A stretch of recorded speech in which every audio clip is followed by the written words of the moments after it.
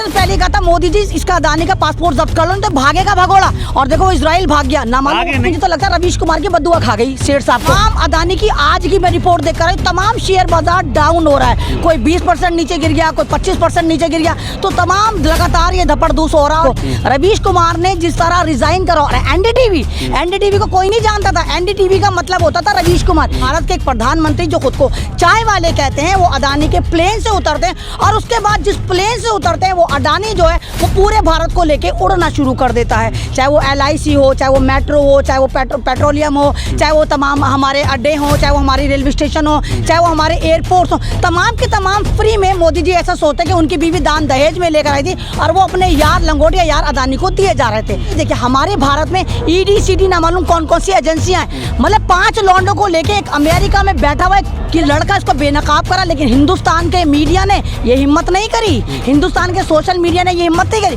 करते कैसे? जो भी करने की कोशिश करता है इनके परम मित्र मोदी जी उसको जेल में सड़ा देते। नमस्कार, आदाब, सत श्री अकाल। आप देख रहे हैं द नेशन वॉइस और इस वक्त हमारे साथ हैं सोशल एक्टिविस्ट अमन रिजवी। इनसे बात करेंगे देश के तमाम मुद्दों पे, खासकर देश के उद्योगपति अडानी के बारे में। क्या कहेंगे मैडम, जिस तरीके से अडानी की साख में गिरावट आ रही है वहीं संपत्ति में भी, कैसे देखती हैं आप? देखो हसन, अगर तुम्हें याद हो, तुम लोगों को याद हो, यही जगह थी और यहीं से 2 महीने पहले जब अडानी को नंबर 2 पर लाकर इम्प्लांट करा गया था, दुनिया का नंबर 3 दूसरे नंबर पर लाकर इम्प्लांट करा था, तब मैंने उस वक्त कहा था कि अगर अडानी पे सही मायने में खुदाई करी जाए, इसके तमाम कर्जे देखे जाएं, तो अडानी जो है 5 किलो राशन की लाइन में खुदा की कसम सबसे पहले नजर आएगा। तुम्हें पता बोला था, क्योंकि आप एक चीज की ग्रोथ दिखाए जा रहे हैं, लेकिन जो बैंकों से उधार ले रहा है वो नहीं दिखा रहे। और शायद हिंदुस्तान का कोई ऐसा बैंक नहीं बचा जहां से अडानी ने उधार ना लिया हो, चाहे वो सरकारी हो चाहे वो प्राइवेट हो। आपको याद होगा ये जो बेनकाब करा है, ये 5 लौंडे लेके एक नाथन एडरसन ने करा है। एक नाथन एडरसन है, नहीं एडनबर्ग उसकी हिडनबर्ग उसकी ऑर्गेनाइजेशन है, नाम है उसका नाथन एडरसन। वो इजराइल में एक एम्बुलेंस चलाता था। एम्बुलेंस चलाने के बाद उसको लगा कि फाइनेंस में कुछ करना चाहिए, तो उसने एक अपनी कंपनी लॉन्च करी। उसने सोचा कि ऐसे लोगों का पोस्टमार्टम करा जाए जो मैन मेड डिजास्टर की वजूहात बनते हैं। मैन मेड डिजास्टर यानी कि वो ऐसे लोग जिनकी वजह से दुनिया में आपदा आती है, यानी कोई नेचुरल आपदा ना हो, मैन मेड डिजास्टर हो। तो उसने पहले निकोला कॉर्पोरेशन को बेनकाब करा। निकोला कॉर्पोरेशन जो था अमेरिका की सबसे ऊंची कंपनी थी। जब उसने उसको बेनकाब करा तो वो कंपनी कहाँ गई किसी को नहीं पता। उसके बाद उसने जब भारत की तरफ नजर दौड़ाई कि देखो भारत का एक आदमी जो कहीं से कहीं तक था नहीं, और प्रधानमंत्री सन 2014 में, यानी भारत के एक प्रधानमंत्री जो खुद को चाय वाले कहते हैं, वो अडानी के प्लेन से उतरते हैं और उसके बाद जिस प्लेन से उतरते हैं वो अडानी जो है वो पूरे भारत को लेके उड़ना शुरू कर देता है। चाहे वो LIC हो, चाहे वो मेट्रो हो, चाहे वो पेट्रोलियम हो, चाहे वो तमाम हमारे अड्डे हो, चाहे वो हमारी रेलवे स्टेशन हो, चाहे वो हमारे एयरपोर्ट्स हो, तमाम के तमाम फ्री में मोदी जी ऐसा सोचते कि उनकी बीवी दान दहेज में लेकर आई थी और वो अपने यार लंगोटिया यार अडानी को दिए जा रहे थे।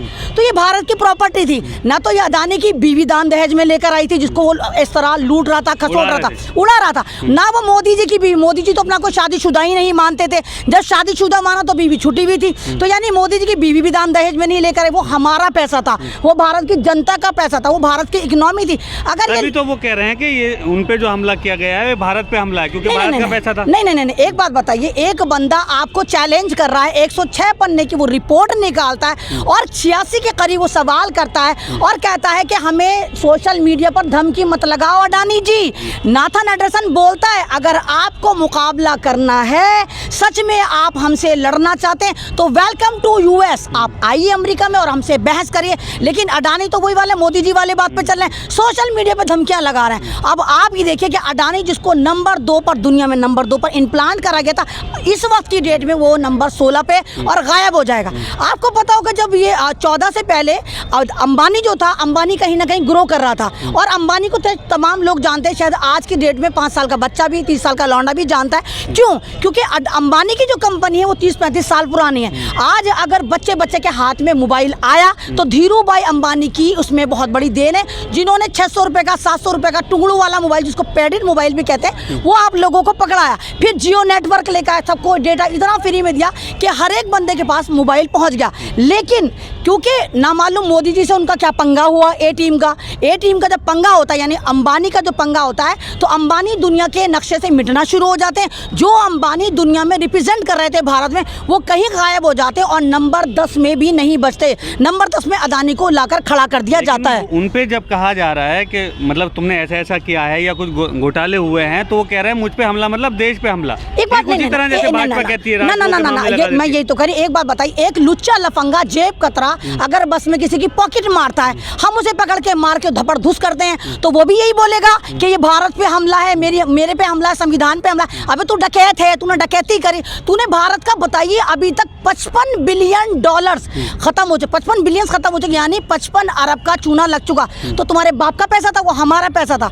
आप एक बात बताइए, हमारी कंपनियां जो हमारे टैक्स पे चलती हैं, अगर हम सड़क पे चलते हैं तो रोड टैक्स गाड़ी के रूप में देते हैं, हम खाना खाते हैं तो जीएसटी देखते हैं, अगर हम फिल्म देखने जाते हैं एंटरटेनमेंट टैक्स देते हैं। यानी भारत का गरीब से गरीब बंदा जो हर बात में टैक्स देता है, तो और ये लोग इनको फ्री में दिए जा रहे हैं, ये लोन वो लोन और वापस नहीं होते। इतना पैसा हो गया था उन पे कि उन्होंने चैनल तक खरीद दिया, जिसमें देश के बड़े पत्रकार जो थे वो चैनल को छोड़ना पड़ा। नहीं, अगर आपको पता हो, ये तो मुझे तो लगता है रवीश कुमार की बदुआ खा गई सेठ साहब को।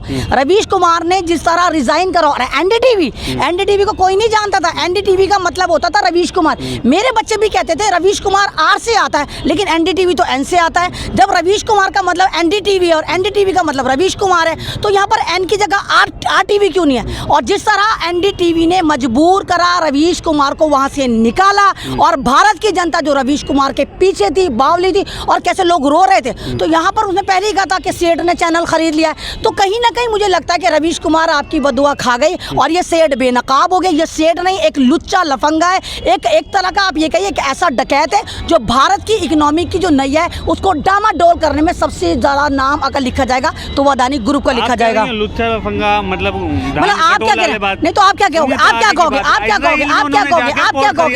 क्या कहोगे? हाँ, वो तो इसलिए खरीदा ना, आपसे पता है ना, नाथन एडरसन जो है वो इजराइल की एक एम्बुलेंस चलाता था, जिसने अदानी का पोस्टमार्टम करा। तो जाहिर सी बात है, जहां से ये खराबी हो तो वहीं तो जाएगा। तो मैंने तो पहले कहा था मोदी जी इसका अदानी का पासपोर्ट जब्त कर लो, तो भागेगा भगोड़ा। और देखो वो इजराइल भाग गया ना, नहीं पोर्ट नहीं खरीदा, वहां पे जाकर दिखा रहा है इजराइल को देखो मेरे पास अभी जो पैसा है लूट मार का, वो मैं यहाँ इन्वेस्ट कर सकता हूँ। लेकिन नाथन एडरसन जो है वो एक इंसानियत के लिए काम करता है और वो यूएस में बैठा हुआ है। अगर आप वाकई इतने अच्छे आदमी हो, जेन्युइन आदमी हो, चलो यूएस जाके करो मुकाबला, हम भी तुम्हारे साथ चलेंगे। लेकिन सोशल मीडिया पे तुम उसको धमकियां लगा रहे हो, ऐसा नहीं होता। तो आपके हिसाब से नहीं आएंगे वो वापस इजराइल से? क्या नहीं, इजराइल से वापस आएगा, लेकिन इनको पता है ना कि हर काम रिश्वत से होता है। तो ये शायद हो सकता है कि इजराइल को रिश्वत देने गए होंगे। अभी मेरी लंगोटी इतनी मजबूत है कि मेरे पास थोड़ा बहुत पैसा बचा है, और इससे पहले कि मैं 5 किलो राशन की लाइन में लगूं, मैं यहाँ पर पोर्ट खरीदने के योग्य हूँ। तो माफी मांगना पड़ेगा। मैंने क्या कहा, इसकी बीवी दान दहेज में नहीं लेकर आई थी, हमारा पैसा था, ये जनता का पैसा था। अगर जनता ही अदानी पर से विश्वास खो देगी तो ये तो धूमधड़ाम हो जाएगा। और इसके पीछे कहीं ना कहीं मुझे अंबानी का हाथ लगता है, क्योंकि जिस तरह अंबानी की गद्दी इसने हासिल करी, अंबानी को तमाम जगह से बाहर करा, तो इस बेनकाबी में मैं ये नहीं कह रही घोटाला है, कहीं ना कहीं अंबानी ने भी यहाँ पर समर्थन दिया है और इसको बेनकाब कर। और जिस तरह आप देखिए, तमाम अदानी की आज की मैं रिपोर्ट देख कर, तमाम शेयर बाजार डाउन हो रहा है, कोई 20% नीचे गिर गया, कोई 25% नीचे गिर गया, तो तमाम लगातार ये धपड़धूस हो रहा है। और ये कहीं ना कहीं आप लोगों की कामयाबी है, मीडिया की कामयाबी है। क्योंकि अगर ये देखिए, हमारे भारत में ईडी सीडी ना मालूम कौन कौन सी एजेंसियां हैं, मतलब 5 लौंडों को लेके एक अमेरिका में बैठा हुआ, किराए के कमरे में बैठा हुआ एक लड़का इसको बेनकाब करा। लेकिन हिंदुस्तान के मीडिया ने ये हिम्मत नहीं करी, हिंदुस्तान के सोशल मीडिया ने ये हिम्मत नहीं करी। करते कैसे? जो भी करने की कोशिश करता है, इनके परम मित्र मोदी जी उसको जेल में सड़ा देते। लेकिन उन्हीं अडानी के लिए मैडम 4 कानून, कृषि कानून जो पास किए गए थे, अडानी ने गोदाम बनाए थे बड़े बड़े उन राशन को या अनाज को खरीदने के लिए, किसानों के मतलब तैयारी कर दी थी उन्हें पूरा बर्बाद करने की या खरीदने तो मैं तो कह रही हूँ ना, इसको डबल बद्दुआ खाई, किसानों की बद्दुआ भी खाई है। किसानों को जिस तरह लूटना चाह रहा था ये, और किसानों को जिस तरह ये देशद्रोही बता रहे थे, इनका जो जिन्होंने इनका पालतू चैनल जो मुजरे कर रहा था, कॉर्पोरेट चैनल जो मुजरे करके इनको देशवादी बता के और किसानों को आतंकवादी बता रहा था, आलिस्तानी खालिस्तानी बता रहा था, फर्जी किसान बता रहा था, 500 रुपये लेके इनकी दादियों को टारगेट करा जा रहा था। तो ये किसानों की भी बहुत बड़ी जीत है, हम लोगों की भी बहुत बड़ी जीत है, और कहीं ना कहीं रवीश कुमार की बद्दुआ हुआ काम कर गई। अब कैसे देखती हैं अगर इतने बड़े उद्योगपति देश में डूब रहे हैं तो फिर सरकारें क्या कर रही हैं? नहीं देखिए, सरकारों को एक तो पहली बात ये है कि जो भी सरकार आती है, चाहे LIC है, चाहे मेट्रो है, चाहे एयरपोर्ट है, चाहे रोड है, वो हमारा है, वो जनता का है। तो इन लोगों ने क्या करा, तमाम का तमाम मोदी जी ने अपने यार को दे दिया, प्राइवेट हाथों में दे दिया। कोई तो ऐसा कानून बनना चाहिए कि जो भी सरकार आए वो इन चीज़ों को, इन कंपनीज को हाथ में ना दे, प्राइवेट हाथ में ना दे। इससे दो नुकसान होते हैं, एक तो कंपनी काबिज हो जाती है, अपनी मनमानी करती है, दूसरी बात जितने भी यहाँ पर लोग एम्प्लॉय होते हैं उनको हटा दिया जाता है, वो तमाम प्राइवेट सेक्टर में आ जाते हैं। तो यहाँ पर OBC SC ST के लिए बहुत नुकसान है, क्योंकि फिर ये अपने मन मुताबिक एम्प्लॉयज़ रखते हैं, प्राइवेट सेक्टर करने के बाद किसी को निकालते हैं, किसी को रखते हैं। तो ये भारत की जनता का भी नुकसान है। बहुत बहुत शुक्रिया हमसे बात करने